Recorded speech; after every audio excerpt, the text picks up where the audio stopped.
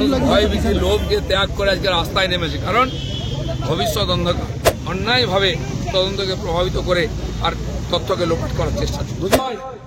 এটা খালি আমার লড়াই নয়, এটা সমাজের লড়াই। যাকে আপনারা ভোট দিয়ে জিতিয়েছেন তার এত ভয় কেন? মনকে নাড়া দিয়েছে, মানুষ ভয় ভীতি লোভকে ত্যাগ করে আজকে রাস্তায় নেমেছে, কারণ ভবিষ্যৎ অন্ধকার। ছেলে মেয়েদের জীবন সুরক্ষিত নয়, যে ডাক্তাররা আমাদের জীবন বাঁচায় তাদের জীবন সুরক্ষিত নয়, এবং যে সরকার আছে কালা বাবা হয়ে বসে আছে, তারা নিরপেক্ষ তদন্ত করে দোষীদের ফাঁসি দেওয়ার চাইতে তাকে বাঁচাবার চেষ্টা করছে, কারণ এর সঙ্গে বিরাট বড় চক্র জড়িয়ে আছে, সরকার জড়িয়ে আছে, নেতারা জড়িয়ে আছে। এর সত্য সামনে এলে সরকার পড়ে যেতে পারে। সেই পরিস্থিতি থেকে বাঁচার জন্য অন্যায়ভাবে তদন্তকে প্রভাবিত করে আর তথ্যকে লোপাট করার চেষ্টা। বলছি দাদা, সেদিন রাত্রে যে ঘটনা ঘটেছে, মানে বাইরে থেকে লোক এসে হামলা চালিয়েছে, কি বলবেন? এত পুলিশ বাইরে থেকে লোক নিয়ে আসা হচ্ছে, আর মমতা ব্যানার্জি মনে করছেন গায়ের জোরে গুন্ডা দিয়ে এই যে অভিযানকে বন্ধ করে দেবেন, আন্দোলনকে। ভুল করছেন। দেওয়ালের লিখন দেখুন, যেখানে সন্দেশখালী একটা বিধানসভায় একটা ব্লকে আন্দোলন হয়েছিল, কেঁপে গেছিল। হয়তো সন্দেশখালীর মধ্যে পরিস্থিতি সারা পশ্চিমবাংলায়, এবং সারা পশ্চিমবাংলায় গ্রামে গঞ্জে শহরে মহিলারা বেরিয়েছেন, তাদের সঙ্গে লক্ষ লক্ষ মানুষ বেরোচ্ছেন, কারণ সবাই নিজের ভবিষ্যৎ অন্ধকার ভেবেছেন, ছেলেমেয়েদের অন্ধকার দেখছেন ভবিষ্যৎ, এবং জীবনের সুরক্ষা নেই ভেবে বেরিয়ে এসছেন। সরকার যদি সত্যকে সামনে না এসে চাপাবার চেষ্টা করে, তাদের কপালে কষ্ট আছে, ক্ষমতার মোহ ছাড়তে। বলছি দাদা, সিবিআই নিয়ে বারবার প্রশ্ন উঠছে, আবার এই ঘটনায় সিবিআইকে দেওয়া হয়েছে, সাথে দিয়েছে কোর্ট, কারণ সাধারণ মানুষ সিবিআইকে ভরসা করেন। যে মমতা ব্যানার্জি সিবিআই কথা বলছিলেন যে সিবিআইকে দেবো, কিন্তু যখন কোর্টে সিবিআইয়ের কথা উঠেছে, তিনি উকিল লাগিয়েছেন যাতে সিবিআই না আসে, সম্পূর্ণ চেষ্টা করেছেন বড় বড় উকিল দিয়ে, কিন্তু পারেননি। সেইভাবে এই সত্যকে চাপা দেওয়ার চেষ্টা করছেন, সেটাও পারবেন না, আর যেভাবে অন্যায়ভাবে সরকারে থাকতে চেয়েছে সেটাও পারবেন। এসিসিআই বন্ধ ডেকেছে, এসিসিআই গোটা সবাই নিজের মতো আন্দোলন করছে অন্যায়। নারী শক্তি জিন্দাবাদ, ভারতীয় জনতা পার্টি জিন্দাবাদ।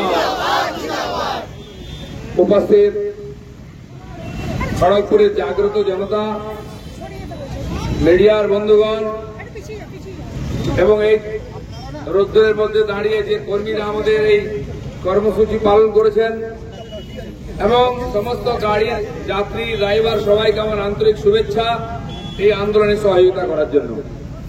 বন্ধুগণ, আজকে কোনো রাজনৈতিক বিষয় নিয়ে আমরা আসি না, সাধারণ মানুষকে কোনো কষ্ট দিতে এসেছি। আমরা যে স্পর্শকাতর বিষয় নিয়ে সারা পশ্চিমবঙ্গ আজকে উদ্বেলিত হয়েছে, উত্তাল হয়েছে আন্দোলনে, সেই আন্দোলনের একটি অংশ হিসাবে খড়গপুরবাসীকে কিছু মেসেজ দিতে এসেছে। আপনারা জানেন, একটি মর্মান্তিক ঘটনা ঘটেছে আরজিকর হসপিটালে। একজন কম বয়সী ডাক্তার, মহিলা ডাক্তার, হাউস স্টাফ হিসাবে যিনি ওখানে কাজ করছিলেন, তাকে ধর্ষণ এবং খুন করা হয়েছে। খুন ধর্ষণ পশ্চিমবাংলায় কোনো নতুন ঘটনা নয়, প্রত্যেক জেলায় নিয়মিত এই ঘটনা ঘটছে, এবং তার বিরুদ্ধে সরকার কোনো পদক্ষেপ নেয় না, এফআইআর পর্যন্ত হয় না, কেস পর্যন্ত হয় না। সাজা পাওয়া তো দূরের কথা, বছরের পর বছর এই ঘটনা ঘটছে। সেই বানতলা থেকে শুরু করে কামদুনি, বাগটুই থেকে আরম্ভ করে তপন, রায়গঞ্জ, কাটুয়া, বীরভূম, বিভিন্ন জায়গায় মহিলাদের উপর অত্যাচার হচ্ছে। পরশুদিন বর্ধমানে একটি আদিবাসী মেয়ে যে নার্সিং পড়তো, তার সঙ্গে সেই ব্যবহার করে তাকে গলা কেটে ফেলে দেওয়া হয়েছে। হলদিয়াতে মা আর মেয়ে দুজনের উপর অত্যাচার করে জ্যান্ত পুড়িয়ে মারা হয়েছিল। এইসব নৃশংস ঘটনা পশ্চিমবাংলায় নতুন কিছু না, প্রায় হয়ে গেছে। কিন্তু যে ঘটনা নিয়ে আজকে সারা পশ্চিমবঙ্গ কেঁপে গেছে, সে হচ্ছে একজন জুনিয়র ডাক্তার, যিনি রাত্রেবেলা মুমূর্ষু রোগীদের সেবা করার জন্য ডিউটি করছিলেন, তার সঙ্গে তার শারীরিক নির্যাতনের পরে তাকে নৃশংসভাবে হত্যা করা হয়েছে। এটা মানুষের মনকে নড়িয়ে দিয়েছে। এমনকি টিএমসির যিনি স্পোকসম্যান ডাক্তার শান্তনু, তিনিও পর্যন্ত এর প্রতিবাদ করেছেন, কারণ তিনি তখন টিএমসির নেতা ছিলেন না, তিনি একজন ডাক্তারের পিতা ছিলেন, তার মেয়ে ওখানে ডাক্তারি পড়ে। এই ধরনের ঘটনা তার মেয়ের সঙ্গে হতে গিয়েও বেঁচে গেছেন, সেটা যদি বলে ফেলেছেন, কারণ কিছুক্ষণের জন্য তার উপর থেকে টিএমসির ভূত নেমে গেছিল। তিনি একজন মেয়ের বাবা হয়ে গেছিলেন, তাই সেই ভয়ঙ্কর ব্যাপারটা তিনি বলতে বাধ্য হয়েছেন। আর এই সত্য কথাটা বলার জন্য তাকে পার্টি স্পোক্সম্যানের পদ থেকে টিএমসি সরিয়ে দিয়েছে। আর ঠিক এই ভয়েতে টিএমসির অনেক নেতা জি হুজুরি করছেন, ধার্মিক সেজেছেন, অন্যায়ের প্রতিবাদ করতে পারছেন না। আমি বলছি, এখন যদি সত্যের সঙ্গে না দাঁড়ান, এই চোর, এই দুর্নীতিগ্রস্ত, এই স্বৈরাচারী স্বেচ্ছাচারী টিএমসির নেতা মন্ত্রী মুখ্যমন্ত্রীর সঙ্গে যদি দাঁড়ান, সমাজ আপনাদের ক্ষমা করবে না। শুধু তাই নয়, একদিন সেই ঘটনা ঘটবে, সেই পরিস্থিতির সম্মুখীন হতে হবে। ওই মহিলা ডাক্তারের বাবা মার উপর দিয়ে আজকে যে পরিস্থিতি যাচ্ছে, একদিন আপনার এবং আপনার পরিবারের উপরের সঙ্গে সেই পরিস্থিতি যাবে, সেই প্রায়শ্চিত্ত আপনাকে করতে হবে। তাই বিবেকের ডাক শুনুন। সমাজ জেগে উঠেছে, মহিলা ডাক্তাররা রাস্তায় নেমে রাত্রি জেগে প্রতিবাদ করছেন, রাতকে দখল করে নিচ্ছেন মহিলারা। কেন বাড়ির মহিলারা আজকে বাড়ি ছেড়ে বেরিয়ে রাস্তায় নেমেছেন? আপনাদের বিবেক একটু কাঁপছে না? ধর্মের তাড়না নাই, ভবিষ্যৎকে কি বলে উত্তর দেবেন ভাবুন। আমরা সেই পীড়িতা ডাক্তারের যে মৃত্যু, মর্মান্তিক ঘটনার প্রতিবাদ করছি, তার পরিবারের সঙ্গে আমরা আছি। খুবই দুঃখের বিষয়, পুলিশ যে ধরনের ব্যবহার করেছে এবং করছে সারা পশ্চিমবঙ্গ ব্যাপী, এই দুর্নীতিগ্রস্ত, এই স্বেচ্ছাচারী স্বৈরাচারী নেতা মন্ত্রী মুখ্যমন্ত্রীর সঙ্গে যেভাবে দাঁড়াচ্ছে, সেই পুলিশকে আজকে ভাবতে হবে, তারা কি এটা চান তার বাড়ির মেয়েদের সঙ্গে ছেলেদের সঙ্গে এই ব্যবহার হোক? তারা এখানে চাকরি করছেন, মনুষ্যত্ব বিক্রি করে দিয়েছেন। তাহলে কি করে পুলিশ প্রধান বলতে পারেন তদন্ত না করে যে তিনি আত্মহত্যা করেছেন? কেন তদন্তকে প্রভাবিত করা হচ্ছে? পুলিশ কুকুর যখন তাকে নিয়ে যাচ্ছে সেই রুমের দিকে যেখানে সম্ভাব্য ধর্ষণ হত্যা হয়েছে, পুলিশ কেন কুকুরকে যেতে দিচ্ছে না? ভাগ্য ভালো কুকুরটা তৃণমূল করে না, তাহলে সেও হয়তো সত্য কথা বলতে ভয় পায়। পুলিশ তাকে সত্য থেকে বাঁচাচ্ছে। কেন পুলিশ এই আন্দোলনের উপরে ঝাঁপিয়ে পড়ছে? আন্দোলনকারীদের বাধা দিচ্ছে, রাস্তায় নামলে পুলিশ রেডে করে তেড়ে আসছে। সে বাংলাদেশি হিন্দুদের উপর অত্যাচারের বিরুদ্ধে প্রতিবাদ হোক, বা আর্জি করে ডাক্তারের মৃত্যু এবং হত্যার প্রতিবাদ হোক, রাস্তায় নেমে পুলিশ আমাদের বাধা দিচ্ছে। বলে কি হয়েছে? আজ মানুষ পুলিশের উপর আস্থা হারিয়েছে। লোকে সিবিআই চাইছে, এই পুলিশ, সিআইডি, স্পেশাল টিম, পুলিশের এসটিএফ, কারোর উপর ভরসা নাই। সিবিআই চাইছে মানুষ, কারণ এখানকার পুলিশ সত্যকে বার করে না, সত্যকে চাপা দেয়। আমি পুলিশকে বলতে চাইছি, আপনারা যেটা করছেন এটা মানবতার বিরুদ্ধে। আপনারা চাকরি করছেন, সত্যের প্রতিজ্ঞা নিয়েছেন, এবং আজকে আপনারাও সমান ক্রিমিনাল যারা হত্যাকারী তাদের সঙ্গে। তাই কালকেতে রাজাবাজারে পুলিশকে সিভিককে তাড়া করে করে লোকেরা মারছে। বাংলাদেশে যেমন পুলিশকে পিটিয়ে মেরেছে, থানায় ঢুকিয়ে জ্বালিয়ে মেরেছে, সেই পরিস্থিতি পশ্চিমবাংলায় যাতে না আসে, তাই পুলিশকে সতর্ক হতে হবে। আমি ডাক্তারদের আবেদন করব, যে ডাক্তারের হত্যার সময় পুলিশ চুপ করে বসে থাকে, যে মহিলা ডাক্তারকে রেপ করলে পুলিশ চুপ করে থাকে, তার বিরুদ্ধে ধর্ণা দিলে আর্জি করে ঢুকে যখন দুষ্কৃতকারীরা শয়ে শয়ে এসে তাদের উপরে আক্রমণ করে, পুলিশ চুপ করে দাঁড়িয়ে থাকে। আমি ডাক্তার বাবুদের কাছে আবেদন করব, কেন আপনারা সেই পুলিশকে চিকিৎসা পরিষেবা দেবেন? কেন সেই পুলিশের পরিবারকে সেভাবে বাঁচিয়ে রেখেছে? তারা নির্বাচনে নমিনেশন করতে দেয় না পুলিশ, প্রচার করতে দেয় না পুলিশ, ভোটারদের ভোট করতে দেয় না পুলিশ, গণনা কেন্দ্রে তারাই গিয়ে টিএমসি কে জিতিয়ে দেয় গণনা করে, এবং আমরা জিতলে আমাদের বিজয় মিছিল করতে দেয় না পুলিশ। এই স্বেচ্ছাচারী সরকারের চয়ন এবং তাকে বাঁচিয়ে রাখার কাজ করছে পুলিশ। আজ পুলিশকে বয়কট করার দিন এসছে। পুলিশ আমাদের সমাজের লোক, তাকে আমরা আক্রমণ করতে চাই না, কিন্তু তারা যেটা করছে এই স্বেচ্ছাচারী সরকারকে বাঁচাচ্ছে, এই অত্যাচারী ধর্ষণকারীকে বাঁচাচ্ছে। তা না হলে আর্জি করে তদন্তকে কেন বিপদগামী করেছে পুলিশ? কিসের স্বার্থে চাপা দেওয়া হচ্ছে? কি তথ্য লুকোবার জন্য ওই রুমটা ভেঙে ফেলা হচ্ছে? পুলিশ কেন চুপ করে আছে? কেন শত শত দুষ্কৃতকারী রাত 12টার সময় ঢুকে গেল আর্জি করে, যেখানে ডাক্তাররা এই হত্যার প্রতিবাদ করছেন বসে দিন রাত, তাদের উপরে আক্রমণ হলো, তাদের পেটানো হলো, মারা হলো, গেট ভাঙা হলো, গাড়ি ভাঙা হলো, পুলিশ নীরব দর্শক আছে। আর আমরা যখন শান্তিপ্রিয় ভাবে আবেদন করি, আন্দোলন করি, পুলিশ রেড়ে করে লাঠি নিয়ে ফিরে আসে। যে ডাক্তাররা জীবন বিপন্ন করে দিন রাত পরিশ্রম করছেন, হাতে জীবন নিয়ে মহিলারা আমাদের সেবা করছেন, যখন আমরা অসুস্থ হই প্রথম ডাক্তারের কথা মনে করি, ডাক্তারকে ভগবান মনে করি। যখন আমাদের জীবন বিপন্ন হয় ডাক্তারের কাছে যাই, আর ডাক্তাররা জীবনকে বিপন্ন করে আমাদের কাছে আসেন। করোনার সময় আমরা দেখেছি, অন্য সময় দেখেছি, সেই ডাক্তাররা নার্সরা মাসের পর মাস বাড়ি আসেননি।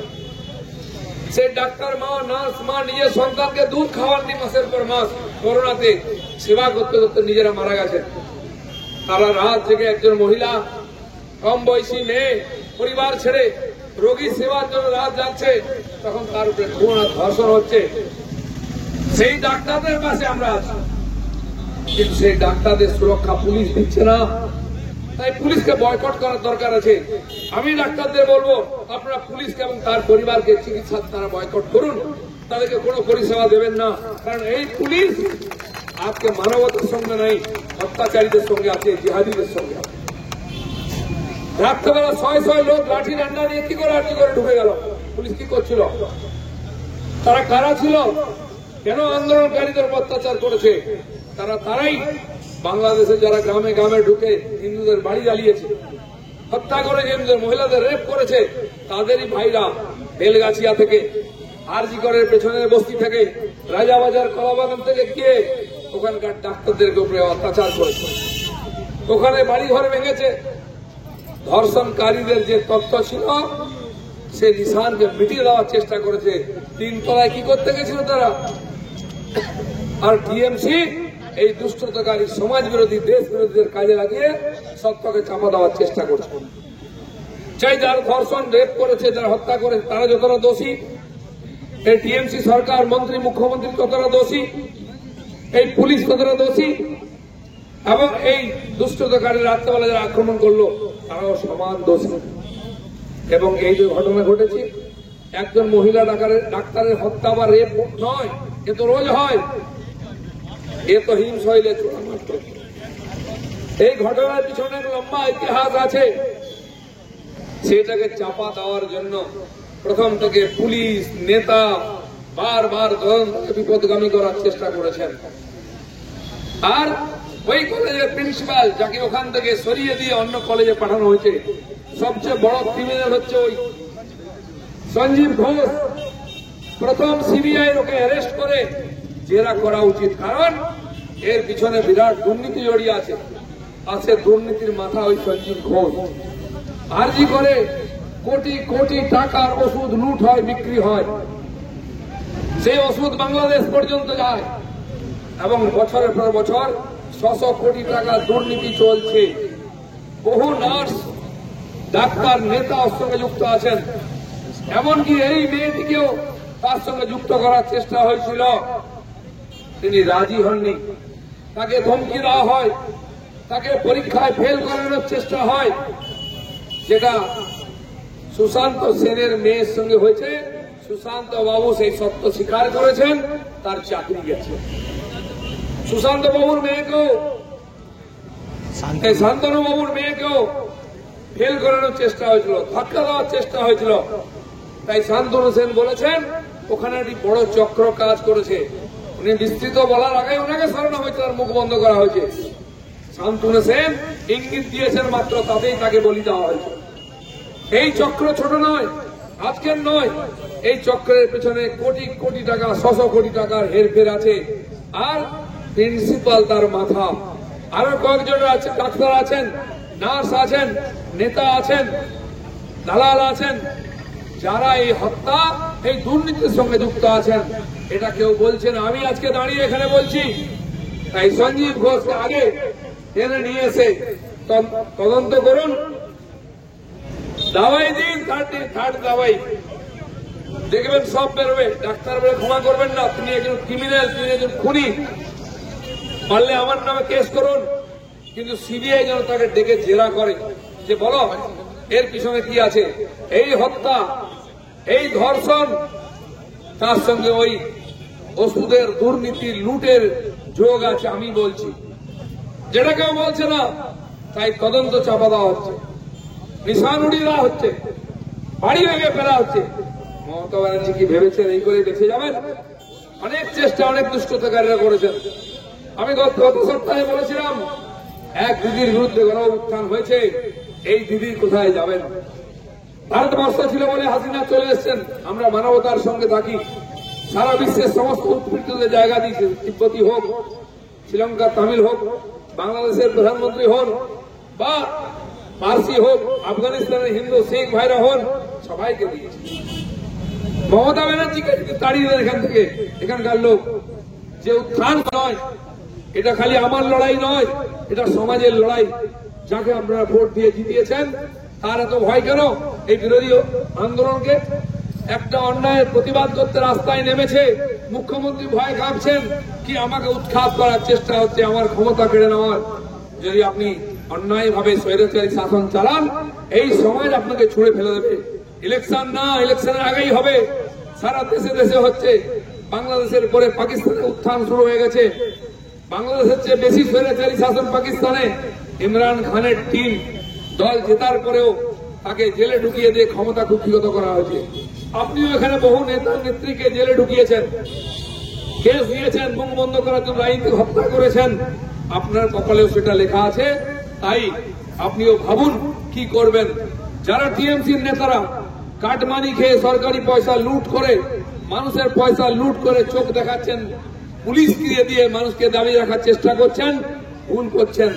বহু ইতিহাস আছে, আপনাদের মতো লোককে আস্থা করে ফেলে দিয়েছে, সেই দিকে এগোচ্ছে। সারা পশ্চিমবঙ্গ জেগে উঠেছে, আলাদা আলাদা আন্দোলন হচ্ছে।